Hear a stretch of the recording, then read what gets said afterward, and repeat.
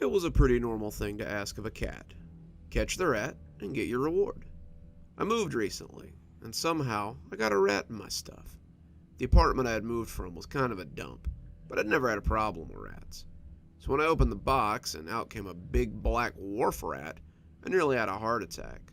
It came barreling out of the box and ran right behind my stove, all three of my cats watching it curiously from the top of the couch where they were perched. I remember glowering at them, little cowards, but being madder at Calvin more than the others. The other two were little more than kittens, half-grown and barely out of eating dry food soaked in gravy. Calvin, however, was a full-grown cat. I hadn't set out to have 3 cats in a one-bedroom apartment, of course. It just kinda happened by mistake. Calvin had been a birthday present from my mom. He'd been a scrawny little orange kitten, and she had meant for him to keep me company in my new studio apartment. She had pulled him out of her pocket with a little flourish, and I had sighed as I tried to refuse him. He was very cute, his inquisitive amber eyes looking around with curiosity, but I really didn't want something to take care of right now. Keep him for the weekend. If you still don't want him, I'll come back and get him, she said. By Monday, you couldn't have taken him from me by any means less than high explosive. He was a playful little thing, always zooming around and getting into trouble, and I spent many nights with him curled up in my lap or sitting on my feet as I went to sleep. After a few months, though, he became kind of sluggish and mopey. I talked to a friend of mine, and she said he was probably lonely. She told me that cats are social creatures, and that it might perk him up if he had a little playmate. I talked to Mom, and she told me that the lady she'd gotten Calvin from had just had another litter of kittens. Calvin's brother cousin would probably be ready to leave his mom soon, and I could have a little friend for Calvin to play with. That's how Hobbes came to be my new addition. Before he could even arrive, though, I found Grayson. I was just walking through the Dollar General parking lot, just wanting to get a few things for dinner, when this pathetic little mew from under a giant truck caught my attention. He was a half-starved little gray kitten, scared and lost and looking for help. He was too small to even fight me when I picked him up and put him in my shirt pocket. I picked up a few things while I was inside, a water bowl and some wet food, and Grayson joined my growing little brood of cats. Calvin hated him at first, hissing and spitting at this interloper. But after a few weeks, I saw them playing and running together like old friends. Grayson seemed to idolize Calvin, and when I brought Hobbes home, the two of them hissed and spit at him until they finally accepted him as part of their world. The Littles, as I started calling them, followed Calvin around ceaselessly, and he was a good big brother and showed them how to be productively mischievous, as house cats often are. Then, when I got a raise at work, finally making the sort of money that could change my life, I moved out of my dingy studio apartment and into a nice 2-bedroom in a better part of town. And now, I had a rat. I spent the first 2 weeks in my new apartment ignoring him. I could hear him scuttling around, but I hoped he would leave on his own. I had 3 cats after all. Rats are supposed to leave if they smell a cat, right? This fellow didn't care about the existence of my timid little felines, though. He ate my snack cakes from the cupboard, tore into my breakfast cereal, and chewed holes in my bread and dry goods. After the 3rd morning of grabbing a cereal box and finding the contents spilling out onto the linoleum, I got angry. That's when I started trying to get rid of the damn rat. I put out traps, I put down glue boards, I bought poison and put it out in places that I knew would be hard for the cats to get to. I filled any hole I could find with steel wool and spray foam and hot pepper granules. When that failed to get the results, I hired an exterminator to come and have a look. To my surprise, he put down traps and bait and said he'd be back in a week. I rolled my eyes after he left, thinking that I had already done all of that. When that failed to get any result too, I started getting desperate. I bought those little noise generator things that are supposed to drive rats crazy. I bought candles that are supposed to make them go nuts. I used essential oils and left out different smelly foods that are supposed to drive them away. Nothing made any progress, though. That's when I really started to get angry at my cats. I shouldn't have taken out my frustration on them, but I was becoming ridiculous. There's 3 of you. How is it that you can't catch one freaking rat? He's been eating your cat food too, you know, chewing holes straight into the bag. Are you really going to let him get away with that? The 3 of them just stared at me blankly, not understanding a damn thing I said. Okay, how about this? The first one of you who gets that rat gets a can of wet food. The good stuff, too. The $3 a can stuff. That seemed to perk them up. Once the cats were out of kittenhood, I had weaned all of them off of wet food. I hadn't given them wet food in nearly 6 months, and they had spent the last 3 months mewing and looking at me expectantly anytime I opened a can of soup or ravioli. Cats aren't stupid. I had always suspected as much, and the way the two smaller ones looked at each other left little doubt that they were plotting something. Grayson and Hobbes were younger than Calvin, and they often worked together to manage mischief pretty well.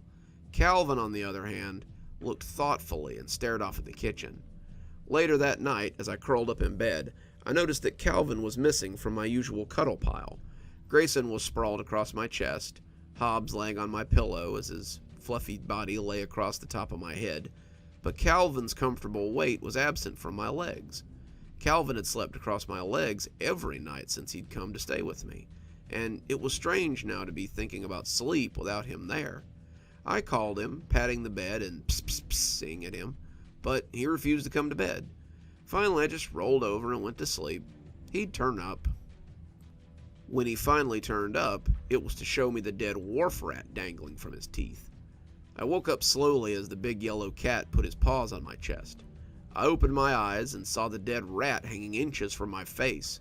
I struggled awake, startled back to consciousness, as the cat proudly held the rat by the tail and dangled it in front of me. The other two came sniffing around, looking reverently at Calvin and his prize, but he hissed and spit as he scared them back. This was his prize alone. He followed me into the kitchen, the rat still swinging as I looked through the cabinets for any wet food we might have left over.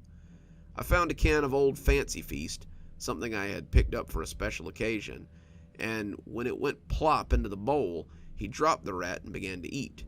As he dipped his head to eat, I got my first look at the rat. It was unbloodied, its fur unruffled from a fight, and the way its body had curled made me think that Calvin had jumped on him and broken his back. I swept him into a dustpan and dumped him out onto the fire escape, leaving him out there for the scavengers to pick apart. I heard Calvin hiss at the littles as they came close, scattering them before he went back to eating.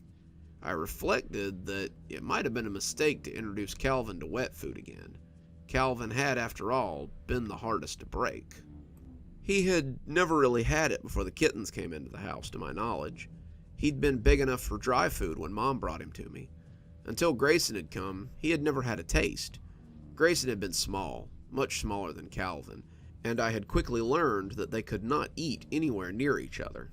Calvin would take Grayson's food without hesitation, snarfing up all the wet food as quickly as possible. It didn't seem to matter if it made him sick or not. He would fill his belly with as much wet food as he could get, and then flop down in a contented ball. It got to the point where I had to feed Grayson in my bedroom, the poor little kitten wasting away as his food was stolen again and again.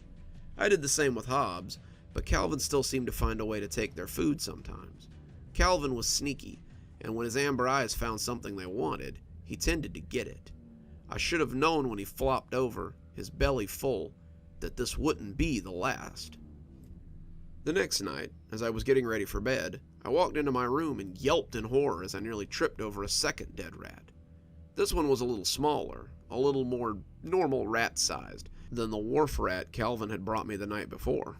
As I inspected it, he crept silently up and butted my leg. He looked pleased with himself, looking at me expectantly as he waited for his prize. I tried to be supportive of his latest kill, admonishing him as I put out what little wet food I still had. I made a mental note to get more tomorrow. He watched me smugly as I came home with 2 more cans, hoping I wouldn't need them. He took that night off, but the next night, 2 small mice were in front of my bedroom door. This was becoming ridiculous. How was my apartment this infested? I hadn't seen so much as a roach or a mouse turd anywhere other than from the big rat that Calvin had killed. Not in the cabinets, not behind the fridge, not anywhere. Suddenly, Calvin was turning up with 4 to 5 times the number of rodents I had thought I had, and that was a problem. I made a note to call an exterminator the next day and disposed of the carcasses. I gave him the wet food and went to bed, figuring I would have a long day tomorrow. I called the exterminator on my lunch break, and he agreed to come out that afternoon. He met me at the door to my apartment, wearing an orange jumpsuit and carrying a heavy can of poison. He introduced himself as Mark. He asked me what I had going on, and I told him that my cats had been catching a lot of vermin since I moved in. He said that was pretty common, especially this close to the canal, and he said he'd have a look. The littles immediately came over to rub up against him, but I noticed that Calvin was keeping his distance. He looked at the exterminator distrustfully, keeping his perch atop the bookcase as his tail flicked unhappily.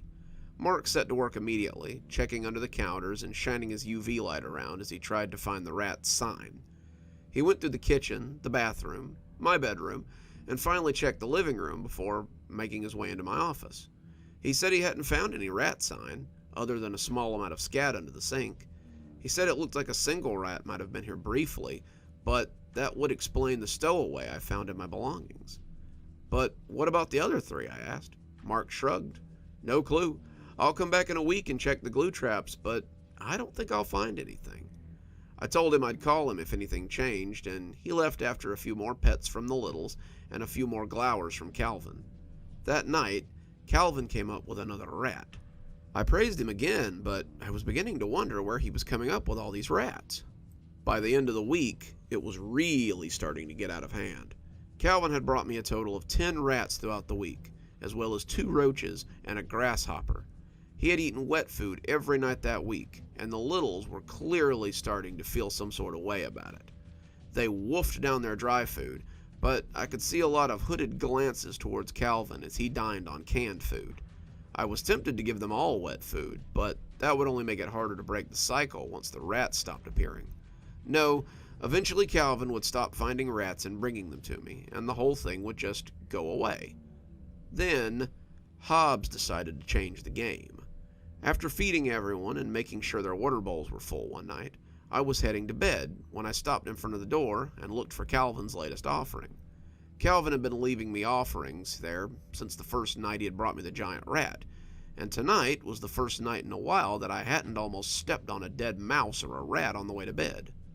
I looked around, thinking he had left it near the door, but there was nothing.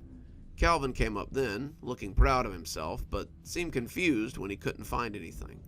That's when Hobbes strolled up with a dead mouse swinging from his teeth. Hobbes laid the mouse at my feet, and I bent to congratulate him on his kill. He accepted my pets, eyes straying to Calvin, and I could swear that Calvin stared hatefully at him. It's hard to tell with cats sometimes. Their faces can be a little inexpressive if you're not used to them. Still, I saw Calvin crinkle his eyes and glower at Hobbes, the same way he had glowered at the exterminator. He sat on his bookcase and stared daggers at the little kitten as he ate his wet food. I looked at the two of them, wondering if I should leave them alone out here. I shrugged it off, though. They had never tried to hurt each other before, aside from some playful wrestling, and when Grayson followed me to bed, I tipped the door a little so they could come to bed when they were finished. The next morning, though, there was no sign of Hobbes. There was no sign of a struggle either. Everything was as I had left it the night before. The door was locked, the floors were clean, nothing was amiss at all. It was as if Hobbes had simply vanished. I asked around the apartment complex, hoping maybe he had gotten out, but no one had seen hide nor tail of the little guy. I came home feeling very upset, and Grayson and Calvin tried their best to comfort me. I went to bed with Grayson curled up on my chest, missing the fluffy weight of Hobbes at my head. Calvin, however, stayed out in the living room. He seemed forever on the hunt these days. A week went by, and I still found myself filling Hobbes's bowl and calling for him at bedtime. Grayson was becoming standoffish towards Calvin. I usually came home to find them apart, staring at each other apprehensively. Calvin, on the other hand, pranced around like the lord of the house. There was at least one mouse or rat by the door of my room every night at bedtime, and Calvin was becoming larger than I thought a cat his size should be. He had been the size of a normal house cat a month ago, but now he was approaching the size of a small wild cat. I had chalked it up to all the wet food, but then the other rodents started showing up.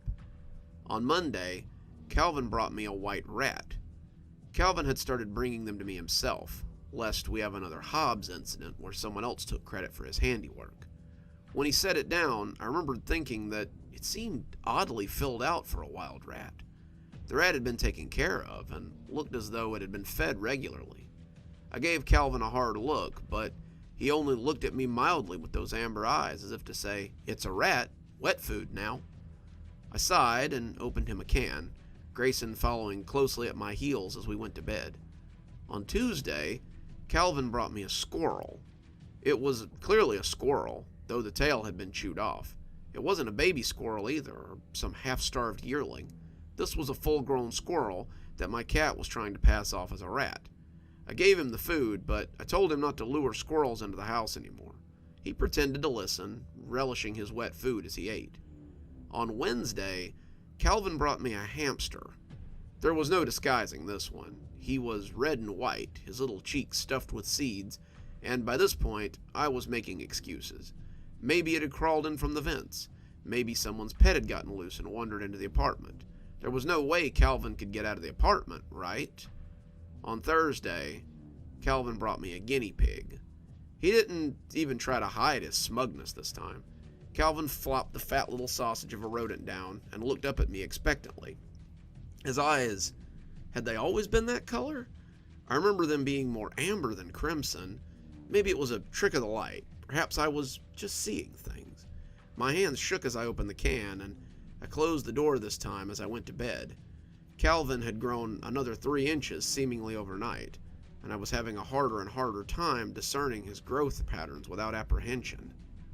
Then, on Friday, I came home from work to find my landlord out in the hallway. I just thought I'd ask if maybe you'd seen my chinchilla.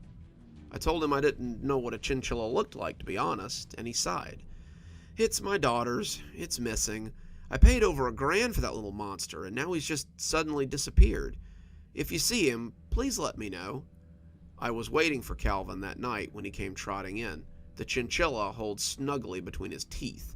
That's when I lost my temper with him. I told him this was unacceptable. He couldn't just go around killing people's pets. He had probably been catching other pets and killing them as well, and I was tired of it. I grabbed him by the scruff of the neck, and Calvin yowled miserably as I dragged him to the pet carrier. I put him in and locked the door, the spring locks keeping it shut. He could spend the night in the carrier to think about what he had done. He yowled and morowled as Grayson and I went to bed. I heard him kicking around in there as I tried to sleep. After a little while, though, he quieted, and I finally went to bed. I woke up to an empty bed, though. I looked around for Grayson, expecting to have him curled up next to me, and finding nothing. Again, there was no sign of a struggle, no blood or evidence of foul play, just a lack of cat and a sense of absence.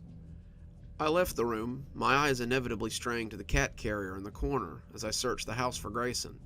Calvin and Hobbes had been like children to me, but Grayson had been special, even amongst my cats. I felt like I had saved him, like I had kept him from dying, and now he was gone.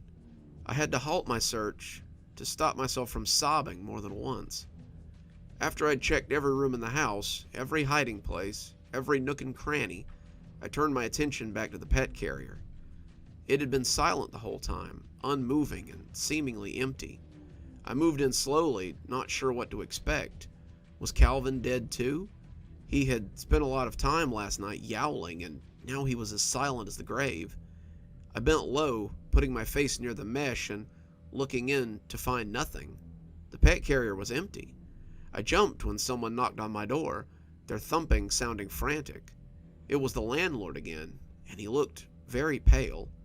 "Excuse me, I'm going door to door. Have you seen, I mean," he lost what little composure he had, and I felt his face press against my shoulder, his tears moistening my shirt. "My son's missing. Have you seen anyone who might have taken him? I put him to bed in his crib last night, and when I woke up this morning, he was just gone. His mother's nearly catatonic, and the police can't find any evidence of a break-in. I don't know what to do. I'm seeing if anyone has seen anything. It's all I know to do." I commiserated with him, telling him that I would let him know if I saw anything. But my guts were already a-roil with fear. Surely he hadn't. There was no way. He was there on the coffee table as I closed the door, tail flicking in agitation.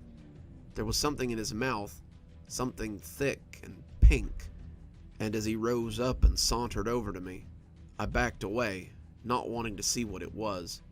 He was leaving little red splotches on the floor in his wake as he carried the strange offering to me, and I was even more certain that I didn't want it anywhere near me. However, when my bottom came up hard against the door, I was out of room to retreat. He lay the offering at my feet, looking up coldly with none of his usual smugness, and staying put to watch as I pushed it over with the toe of my shoe. Even without the toes, I could tell it was a small, delicate foot that someone had unceremoniously detached from the owner. The foot of an infant, if I had to guess. He's out there now, eating his wet food as I lay in bed with the doors locked. I flushed the remains of the small foot down the toilet. It flushed surprisingly easy, but I saw Calvin watching me the whole time from the door. All he does now is watch me, and I'm frankly afraid to touch him. He's different, not really like a cat anymore, and when he tried to jump in my lap earlier, I pushed him away. I just can't stand to have him near me. However, I'll be giving him his wet food from now on, rat or no rat. I'm afraid of what might happen if I let him get too hungry. Good evening, everyone. It's me, Dr. Plague. Thank you so much for joining me for tonight's story. If you think you might be able to handle just one more creepy tale, go ahead and click on one of the stories you can doubtlessly see appearing at the end of this one. If you're not subscribed, go ahead and hit that subscribe button too. Maybe hit that bell so you don't miss any of the spooky things that we do here. If, like so many of my patrons, you decide you'd like to get your spooky a little bit earlier, why not come on down to Patreon and have a look at some of the great tiers that I have. My $5 tiers get their spooky a little early, and they have their name read out at the end of every TikTok and every YouTube video that I make. If you'd like a copy of my latest book, there's a link below to my Amazon profile. I've got mini books. I'm sure you'll find one that'll suit you there. I always recommend Stragview Stories, as it's the one I'm the most proud of. It contains a large collection of prison horror stories out of Stragview, the prison that I've made in the Georgia hills. So, if you'd like to have a look, come on down. Before we go, let's go ahead and thank our patrons. Thanks to Janet for being our Spooky Skeleton tier contributor, and thanks to Winter, Xaronan, Emily Coltsfoot, Stephanie Carrington, Marianne Schuler, Tyler Parker, and Jennifer Damron for being my Ghostly Reader tier contributors. Thanks, everyone. We just couldn't do the show without you. And as always, thanks for stopping by. Dr. Plague, signing off. Have a wonderful evening.